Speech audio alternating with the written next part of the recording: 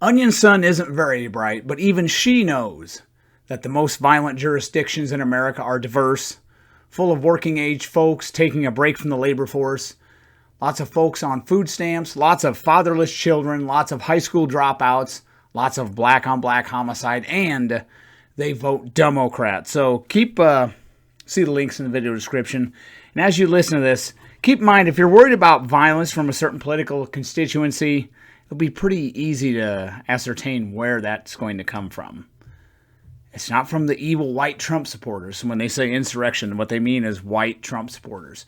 From 2004 to 2018, the black on black homicide rate, single victim, single offender homicides, was 4.5 times higher than the white on white homicide rate. Don't forget, though, Black Lives Matter. There are two counties in Tennessee that vote Democrat consistently, Davidson and Shelby. From 2018 to 2020, the homicide rate in those two counties was 19.882 per 100,000. Tennessee's homicide rate outside of Shelby and Davidson counties was 4.318 per 100,000. There's three counties that vote Democrat in presidential elections, but the other one is a lot closer.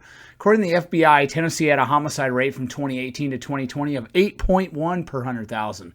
Tennessee's homicide problems are in two diverse counties that vote Democrat consistently, and over 60%, mind you, and elect Democrats to the state legislature. It is not the pro-Trump uber-white counties. I challenge Onion Sun or any of her sheep to find me a state with good county-level homicide data and find ones where the whitest pro-Trump counties have homicide rates higher than the U.S. average during a given time frame, and their homicide rates are higher than the most diverse pro-Biden or pro-Hillary counties.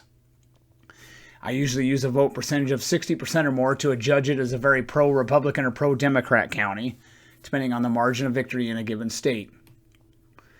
I also have boatloads of data demonstrating that they vote Democrat on the state level too. So you better do your homework, ladies. I've done it all, so you better bring your A game, son.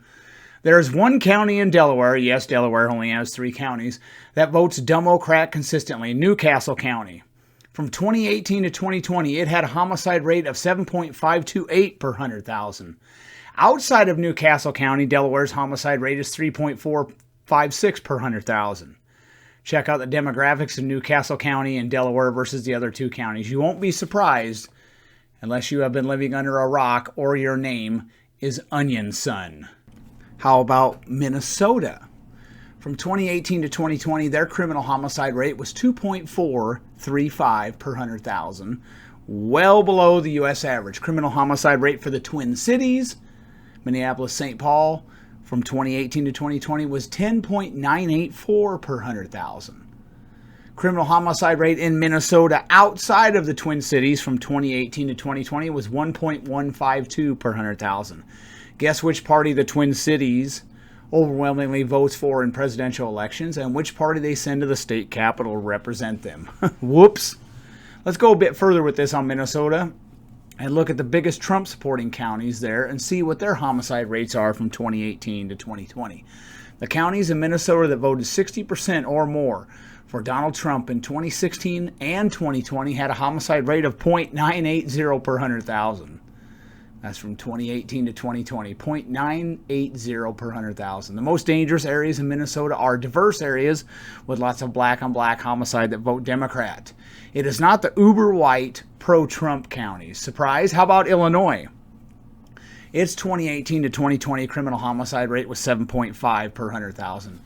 East St. Louis and Chicago criminal homicide rate 2018 to 2020 was 23.391 per 100,000. Illinois homicide rate outside of Chicago and East St. Louis from 2018 to 2020 was 3.105 per 100,000. Have we seen this movie before? Can you guess who East St. Louis and Chicago vote for overwhelmingly? Even Onion Sun knows that.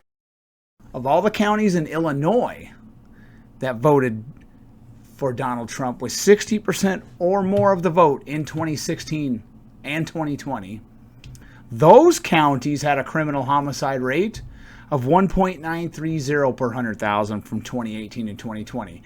This is much lower than the Illinois total en masse and much lower than the homicide rate in Illinois outside of Chicago and East St. Louis.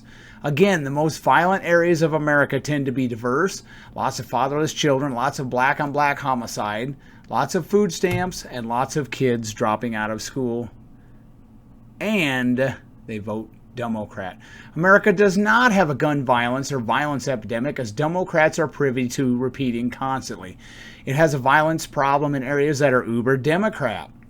Those uber Democrat areas tend to have lots of black-on-black homicide. Don't forget, Black Lives Matter. How about Michigan? From 2018 to 2020, its criminal homicide rate was 6.190 per 100,000, according to the FBI, and 5.725 per 100,000, according to the Michigan State Police. Usually, state and FBI data are very close, but in this case, it was not, so I gave you both totals. Criminal homicide rate 2018 to 2020 in Detroit, Flint, and Pontiac was 43.138 per 100,000. Can you guess which political party dominates those decaying cities? Criminal homicide rate in Michigan outside of Detroit, Flint, and Pontiac was 3.029 per 100,000, according to the FBI, and 2.524 per 100,000, according to the Michigan State Police. Michigan counties that voted 60% or more for Donald Trump in 2016 and 2020, their criminal homicide rate was 1.618 per 100,000. The most violent areas of Michigan are not the uber-white pro-Trump areas. They are the diverse, very pro-Biden, pro-Hillary areas that are full of black-on-black homicide, bad government schools, and lots of working-age folks taking a break from the labor force. How about Missouri?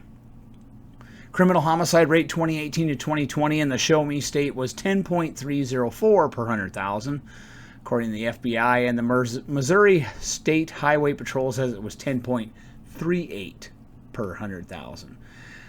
How about St. Louis City, not county, St. Louis City in Kansas City, Missouri? Criminal homicide rate 2018 to 2020 for those entities was 45.995 per 100,000.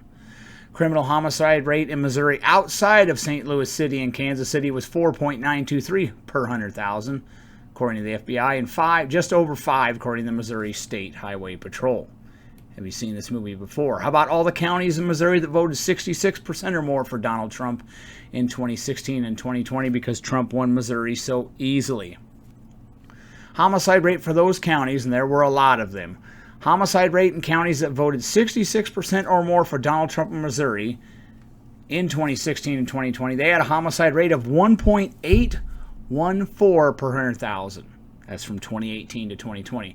This is much lower than the homicide rate in Missouri outside of St. Louis City and Kansas City, and much lower than the state average, of course. The uber Republican Donald Trump counties in Missouri are not spiking homicide rates there. How about Pennsylvania? We will compare Philadelphia County and Pittsburgh City, which are uber Democrat, with the rest of the state, and then I will look at counties in Pennsylvania where Donald Trump got 60% of the vote or more.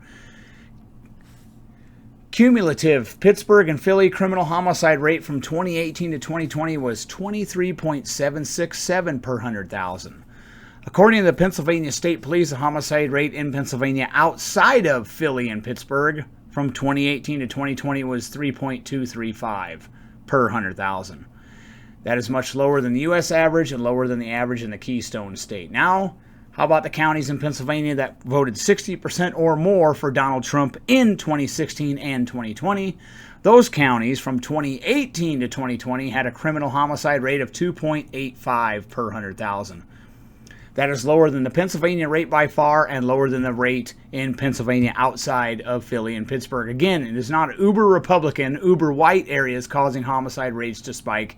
It is typically diverse areas run by Democrats with lots of fatherless children, lots of food stamps, lots of high school dropouts, lots of working age folks taking a permanent break from the workforce, and horrible public schools. Like the Borg, there is no escape. I should say poor government schools. Let's do one more. Wisconsin. According to the FBI, from 2018 to 2020, the Badger State had a homicide rate of 3.766 per 100,000. That is much lower than the U.S. average during the same time frame. The counties in Wisconsin that voted 60% or more for Donald Trump in 2016 and 2020 had a criminal homicide rate of 1.473 per 100,000 from 2018 to 2020. The 3 counties in Wisconsin that voted 60% or more for Hillary Clinton in 2016 and senile Biden in 2020 had a criminal homicide rate of 9.764 per 100,000. Milwaukee is the main culprit in that, and you already know that unless you have an IQ around room temperature or your name is Onion Son. Again, find me a state, any state with good county level data on violent crime and homicide. You'll have to show your work too. And you will see that the widest pro-Trump counties will have homicide rates many times lower than the most diverse pro-Biden and pro-Hillary counties. And don't forget, Black Lives Matter. So I covered a lot of so-called red states, even though go back and look at Reagan's Sea of Blue in 1984. But I covered a lot of so-called red states with high homicide rates and showed you that the areas where they're having trouble most of the time is areas that are diverse and a lot of black-on-black homicide run by Democrats. Places like Memphis, for example, St. Louis, Kansas City. So even the mouth-breather Onion Son knows this now. Mr. Chairman, I yield back. And I suppose if some of Onion Son's supporters come over, I can accept your concession right now.